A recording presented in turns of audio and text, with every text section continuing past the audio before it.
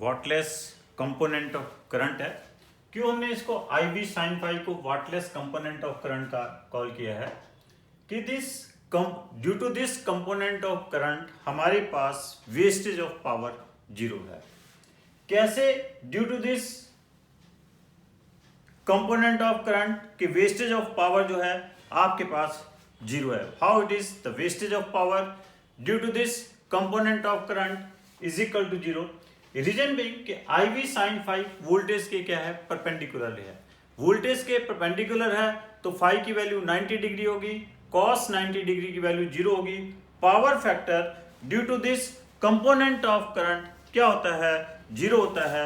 So it is known as wattless component of current. Clear? अब आपसे board examination में question आ सकता है कि right down the value of wattless component of current for LR circuit, for RC circuit या LCR circuit, किसी के लिए भी लिखा जा सकता है। LR सर्किट के लिए आपके पास साइन फाई, वही इंपीडेंस ट्रायंगल से हम साइन फाई की वैल्यू रख देंगे। LR सर्किट के लिए साइन फाई की वैल्यू क्या होगी, that will be XL upon under root of R square plus XL square. और RC सर्किट के लिए साइन फाई की वैल्यू क्या होगी, XC upon under root of R square plus XC square. LCR circuit के लिए साइन फाई की value क्या होगी, XL minus XC divide by under root of R square plus XL minus XC का whole square आ जाएगी। Clear? और pure inductor के लिए फाई की वैल्यू क्या है, फाई की वैल्यू क्या है, 90 डिग्री है प्योर इंडक्टर या कैपेसिटर के लिए। तो उस केस में क्या होगा, आपके पास wattless of component of current क्या होगा, IV होगा। और प्योर कैपेसिटर, प्योर रेजिस्टर के लिए वाटलेस कंपोनेंट ऑफ करंट क्या होगा, जीरो होगा। उसके सारे करंट के कारण पावर क्या होगी, वेस्टेज होगी। Clear? So this is about the wattless component of current. Simple सा एक न्यूमेरिकल आ सकता है।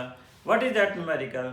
कहता है a circuit consisting of an inductance and a resistance joined to a 200 volt supply. It draws a current of 10 ampere. If the power used in the circuit is 1500 watt, calculate the wattless component of current. Wattless component of current निकालना है। Wattless component of current क्या होगा, IV sin phi। क्या होगा, IV sin phi। अब it draws a current of 10 ampere, तो current कितना है आपके पास, 10 एम्पियर है। Now how we will calculate the value of sine phi. Sine phi की वैल्यू कैसे कैलकुलेट करेंगे, if the power use in the circuit is 1500 watt, तो इसकी ट्रू पावर दी हुई है, कितनी है, 1500 वाट क्या है, इसकी ट्रू पावर है। और एपरेंट पावर कहां से निकालेंगे, एपरेंट पावर क्या होती है, EV इंटू IV। EV कितना दिया हुआ है, 200, IV कितना दिया हुआ है, 10, तो एपरेंट पावर कितनी आ गई इसकी, 2000 एपरेंट पावर आ गई। तो पावर फैक्टर क्या आ जाएगा, that is equal to 1500 divided by 2000, तो दैट इज इक्वल टू क्या आ जाएगा, 3/4। पावर फैक्टर क्या होता है, cos फाई। cos फाई की वैल्यू क्या आ गई, 3/4। यहां से साइन फाई की वैल्यू निकाल लेंगे, अंडर रूट ऑफ 1 माइनस 3/4 का होल स्क्वायर, तो वो आपके पास क्या आ जाएगा, that will be sine phi. IV पता है, साइन फाई पता चल गया, तो आपके पास क्या कैलकुलेट हो जाएगा, IV साइन फाई क्या है, आपके पास वाटलेस कंपोनेंट ऑफ करंट है। क्लियर? नेक्स्ट आपके पास क्या है, चॉक कॉइल है। What is this chalk coil? Chalk coil क्या है, this is the current in AC circuit can be reduced by this device by using a resistor और chalk coil. हम आपके पास चॉक कॉइल का यूज करके हम AC circuit में current को रिड्यूस कर सकते हैं, ओमिक रेजिस्टर भी यूज कर सकते हैं। लेकिन व्हाट हैपेंस कि whensoever we are reducing the current with the help of choke coil, in that case wastage of power क्या होती है, जीरो होती है। जो ये चॉक कॉइल हमारे पास एक ऐसा डिवाइस है जिससे हम कि सर्किट में करंट को रिड्यूस कर सकते हैं without any wastage of much power. Reason being choke coil is nothing, it is simply क्या होता है आपके पास, ये एक इंडक्टर है। चॉक कॉइल क्या है आपके पास, एक इंडक्टर है, तो जिस इंडक्टर होने के कारण अब जब हम इस इंडक्टर के से अब आपके पास जो करंट रिड्यूस करेंगे तो आपके पास करंट रिड्यूस हो जाएगा, लेकिन कोई एडिशनल पावर आपके पास वेस्ट नहीं होगी अगर ये प्योर इंडक्टर है। अगर होगा भी थोड़ा बहुत इसमें ओमिक रेजिस्टेंस होगा, लेकिन उसके कंपैरेटिवली अगर हम किसी एसी सर्किट में प्योर रजिस्टर लगाकर आपके पास करंट रिड्यूस करना चाहेंगे, उसके कंपैरेटिवली क्या है, पावर वेस्टेज बहुत कम होगी। इसको मैं आपके पास एक एग्जांपल के साथ मैं इसको एक्सप्लेन करता हूँ। देखिए कैसे, सपोज कर लो कि आपके पास एक बल्ब है और वो बल्ब क्या है, कितनी सप्लाई के ऊपर उसको, उस बल्ब को कितनी सप्लाई चाहिए, 100 वोल्ट सप्लाई चाहिए और उसको करंट कितना चाहिए, 10 एम्पियर करंट चाहिए। लेकिन हम उस बल्ब को कितनी सप्लाई दे रहे हैं, that bulb is giving a supply of 200 volt और उस बल्ब को हम 200 एसी सप्लाई दे रहे हैं। अगर सपोज कर लीजिए इस बल्ब को हम डायरेक्ट 200 एसी सप्लाई देंगे और जिसको चाहिए कितनी, 100 वोल्ट एसी सप्लाई चाहिए, डायरेक्ट हम इसको 200 एसी वोल्ट सप्लाई दे देंगे, तो उस केस में क्या है, ये बल्ब क्या करेगा, सड़ सकता है। देखिए, this is a bulb which is run on a, किसके ऊपर रन कर रहा है, it is running on a 100 volt AC,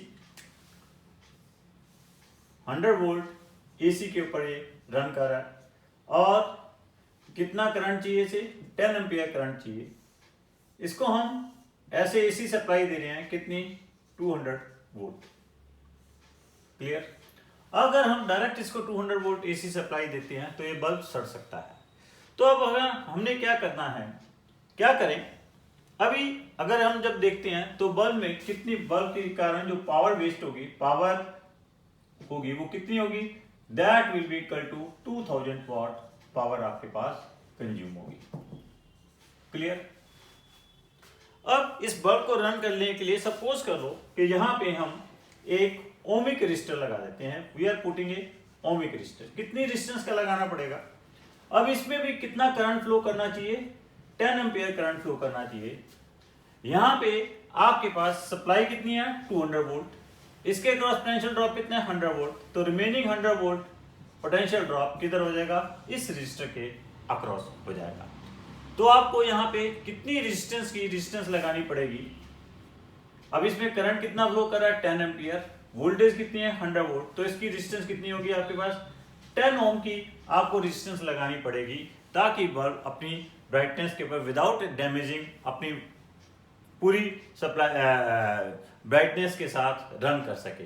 लेकिन जब आप 10 ओम आप इसके साथ रजिस्टर लगा रहे हो, आपके पास इस 10 ओम में भी क्या हो रहा है, आपके पास एक एडिशनल पावर वेस्टेज कितनी हो रही है, 2000 वाट पावर वेस्ट हो गया है। तो मींस टोटल पावर वेस्ट क्या होगी, आपके पास 4000 वाट पावर वेस्ट होगी। इससे अच्छा तो क्या है, हमने इस बल्ब को रन करने के लिए एक ओमिक रेजिस्टर लगाया, इससे अच्छा तो हम एक 100 वोल्ट का, मतलब आपके पास 1000 वाट का एक बल्ब और भी लगा दें, 1000 वाट का एक बल्ब और लगा लें, तो हमारे पास लाइट भी ज्यादा हो जाएगी, पावर तो हमारी वेस्ट होनी है, बेटर यही होगा। लेकिन हम चाहते हैं कि हमारी पावर 2000 वाट पावर हमारी इतनी ही वेस्ट हो, पावर हमारी कितनी कंज्यूम हो, 2000 वाट ही पावर कंज्यूम हो। तो उसके लिए हम ये ओमिक रेजिस्टर की बजाय हम सपोज कर लो इसके साथ एक इंडक्टर लगाते हैं।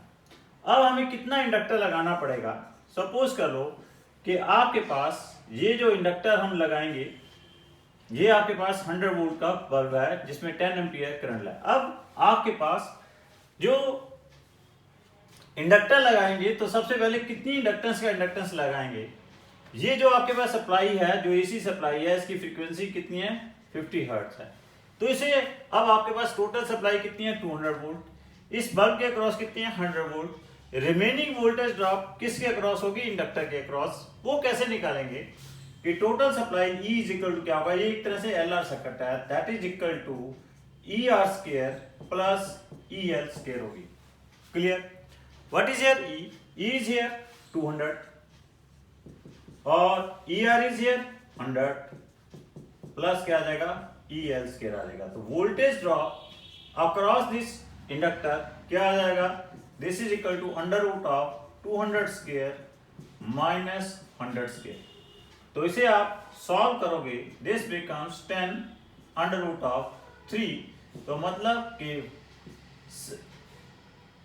17 पॉइंट समथिंग आपके पास वोल्टेज जो ड्रॉप है वो इसके अक्रॉस हो जाएगी। Sorry, this is 100 into root 3, 170 volt जो पोटेंशियल ड्रॉप है वो किसके अक्रॉस हो जाएगा, अब आपके पास इस इंडक्टर के अक्रॉस हो जाएगा। अब इसमें भी करंट कितना फ्लो कर रहा है, आपके पास 10 एम्पियर करंट फ्लो कर रहा है। तो आपके पास इट मीन दैट इसकी जो एक्सएल की वैल्यू होगी, एक्सएल क्या आएगा 170 डिवाइड बाय 10। तो 17 ओम का आपको इंडक्टिव रिएक्टेंस लगानी पड़ेगी। और इसकी इंडक्टेंस क्या होगी, इंडक्टेंस कैसे निकालेंगे, 17 divide by 2 pi F, F कितना है 15, इसे डिवाइड करेंगे, इतनी इंडक्टेंस लगानी पड़ेगी। क्लियर। अब देखो, अगर आप इतनी हेनरी की इंडक्टेंस लगा देते हो, इंडक्टेंस लगा देते हो, अब यहाँ पे पावर वेस्ट क्या आएगी, पावर एवरेज पावर डिसिपेटेड तो क्या होती है आई वी स्क्वायर इंटू आर ही होती है। आई वी कितना है आपके पास 10, क्लियर। आर कितना है आपके पास, दैट इज 100 डिवाइड बाय 10। तो आपके पास पावर वेस्ट तो कितनी आ रही है 1000, सॉरी पहले यहाँ पे पावर वेस्ट यहाँ पे नॉट 1000 ही है, ये पावर भी कितनी है 1000 ही है। तो आपके पास पावर वेस्ट कितनी आ रही है 1000 वॉट ही आ रही है, पावर वेस्ट कितनी आ रही है 1000। और हम ये चाहते थे कि पावर वेस्ट जो आपके पास वो 1000 ही रहे, पावर वेस्ट क्या है इंक्रीज ना करे। क्लियर। तो आपने सर्किट में क्या कर दिया, सर्किट में क्या हुआ, आपके पास बल्ब में करंट उतना ही फ्लो किया, बल्ब के अक्रॉस पोटेंशियल ड्रॉप क्या कर गया, डिक्रीज कर गया, उसने अपनी ब्राइटनेस उतनी दी, लेकिन पावर वेस्टेज क्या रही 1000 वोल्ट ही रही। यहां पे क्या हुआ, आपके पास जो पावर वेस्ट है वो डबल होगी। नो डाउट कि करंट आपके पास सेम रहा, voltage drop across the bulb change हो गया, लेकिन पावर वेस्ट क्या होगी थी आपके पास डबल होगी थी। So it is not advisable, this is advisable whensoever we have to reduce the current. आप उस समय क्या है एक इंडक्टर लगा देते हो, ये इंडक्टर ही आपके पास क्या है चॉक कॉइल है। So this is the purpose of choke coil, it is used to reduce the current without any reduce the current AC current without any wastage of power। अब board examination में आपके पास question आ सकता है कि right down advantages and disadvantages of AC over DC। देखो पहली एडवांटेज क्या है AC की over DC, this AC can be transmitted up to a long distance, up to a long, it is used for long transmission के लिए use की जा सकती है, लॉन्ग डिस्टेंस ट्रांसमिशन के लिए अल्टरनेटिंग करंट यूज किया जा सकता है without any loss of power. DC को अगर लॉन्ग डिस्टेंस ट्रांसमिशन में करेंगे तो आपके पास पावर की वेस्टेज क्या होती है ज्यादा होती है, पावर लॉस क्या होता है ज्यादा होता है।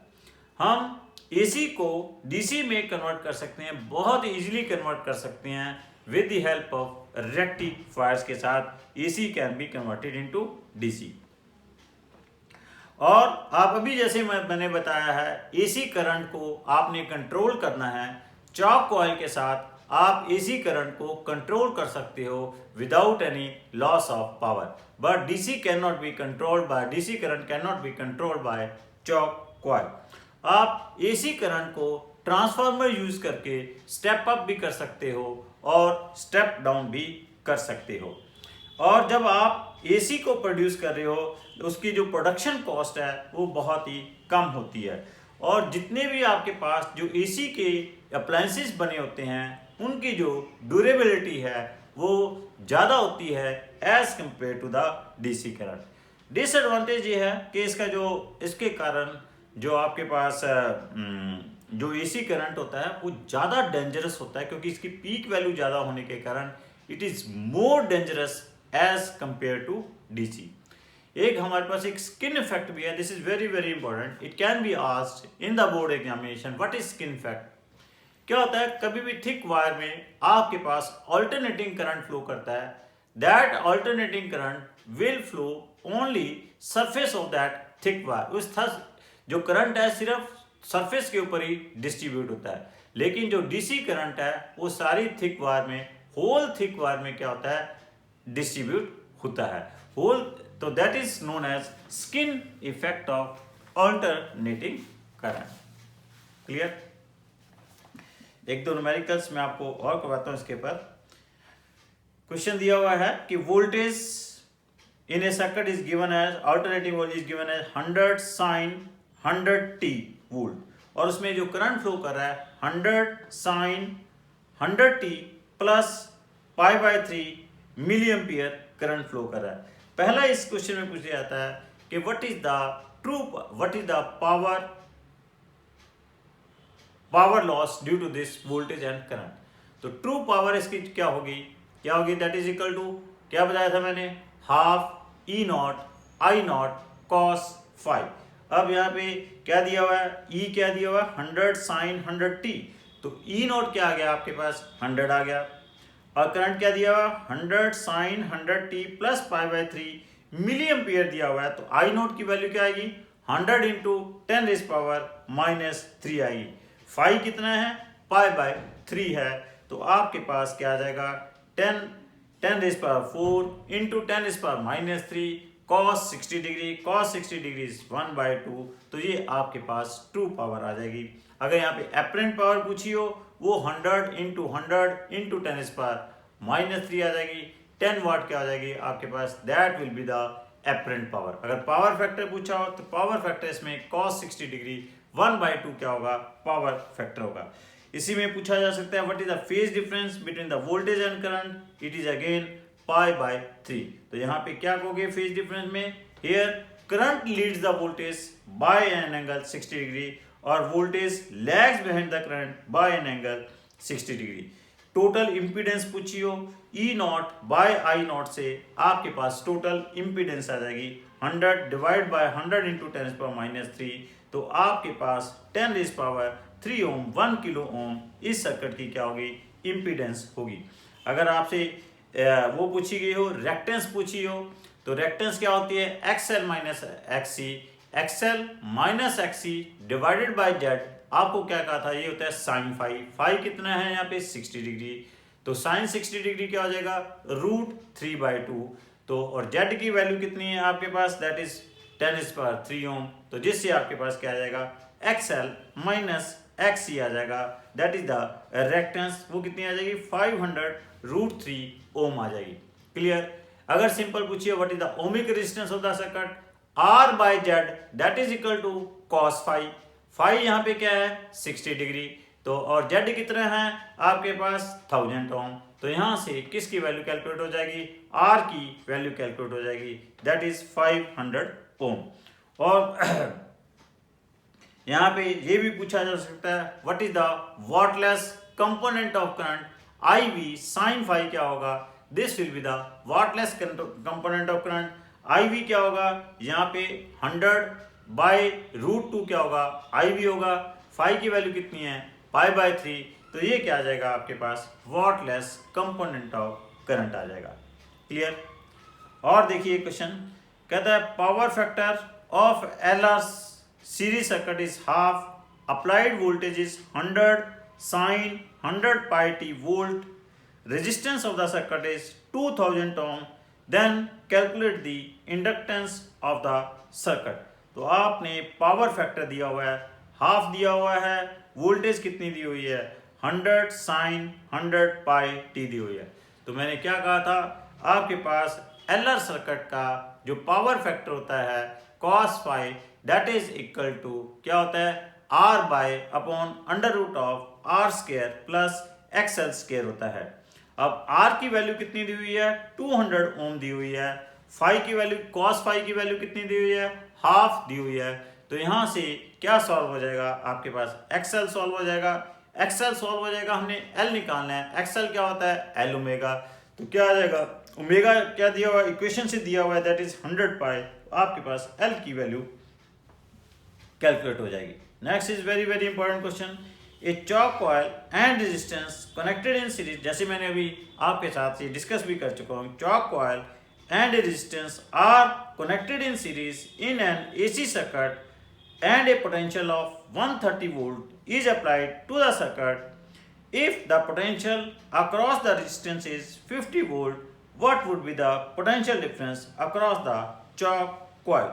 टोटल सप्लाई 130 वोल्ट है, रजिस्टर के क्रॉस क्या है 50 वोल्ट है, तो आपने क्या कैलकुलेट करना है, पोटेंशियल ड्रॉप अक्रॉस से चॉक कॉइल करना है। तो क्या रिजल्ट यूज कर लोगे, V is equal to under root of V R square plus V L square. तो वी एल क्या आ जाएगा, under root of V square minus V R square. V कितना दिया हुआ है, यहाँ पे 130 वोल्ट दिया हुआ है, वी आर कितना दिया हुआ है 30 वोल्ट दिया हुआ है, तो किसकी वैल्यू कैलकुलेट हो जाएगी, वी एल की वैल्यू आपके पास कैलकुलेट हो जाएगी। नेक्स्ट देखिए, this is also very important question. An electric lamp which runs at 80 volt DC consumes 10 ampere current. Now the lamp is connected to 100 volt 50 hertz AC source, then calculate the inductance of the chalk coil required. The lamp is connected to 100 volt 50 hertz AC source, then calculate the inductance of the chalk coil. अब देखिए, जो electric lamp है that can run 100 volt DC with which can consume 10 ampere of current. तो यहाँ से हमारे पास पता चल गया कि आपके पास जो इलेक्ट्रिक लैम्प है उसकी रेजिस्टेंस कितनी है आपके पास, that is a resistance of 80 divide by 10, 8 ohm resistance का 8 ओम रेजिस्टेंस की क्या है, बल्ब है। अब आपने इसको 100 वोल्ट 50 हर्ट्ज एसी के साथ चलाना है, तो इट मीन दैट आपके पास इसके क्रॉस इलेक्ट्रिक लैम्प के क्रॉस तो पोटेंशियल ड्रॉप कितना होगा, 100 वोल्ट ही होगा। अब आपके पास जो जब आपके पास एसी लगाओगे तो आपके पास उस इलेक्ट्रिक लैम्प में रजिस्टर के साथ साथ क्या होगा, इंडक्टर भी होगा। तो उस केस में impedance of the cellular circuit क्या हो जाएगी, R square plus X L square हो जाएगी। टोटल इंपीडेंस क्या हो जाएगी, आपके पास टोटल सप्लाई कितनी है 100 वोल्ट, करंट कितना फ्लो कर रहा है 10 एम्पियर, टोटल इंपीडेंस क्या होगी 10 ओम आ जाएगी। टोटल इंपीडेंस 10 है, ओमिक रेजिस्टेंस कितनी है आपके पास, दैट इज 8 ओम है। तो यहाँ से चॉक कॉइल की क्या आ जाएगी, इंडक्टिव रिएक्टेंस आ जाएगी, वो कितनी आ जाएगी, that is X L is equal to 6 ohm आ जाएगी। एक्स एल आ गई तो आपके पास एल की वैल्यू भी कैलकुलेट हो जाएगी। क्लियर। नेक्स्ट आपके पास भी इसी टाइप का ही क्वेश्चन है, calculate the resistance inductance required to operate 60 volt 100 watts from a source of 100 watts. ये मैंने आपके साथ थ्योरी में ही ये क्वेश्चन आपके साथ डिस्कस कर दिया है। तो बच्चों, इस तरह से छोटे छोटे से ये अल्टरनेटिंग करंट के ऊपर आपके पास न्यूमेरिकल्स भी पूछे जा सकते हैं, जिनको मैंने एक एक करके आपके साथ सभी को डिस्कस कर दिया है। So thank you very much बच्चों। So this is the finishing of our alternating current. Thank you.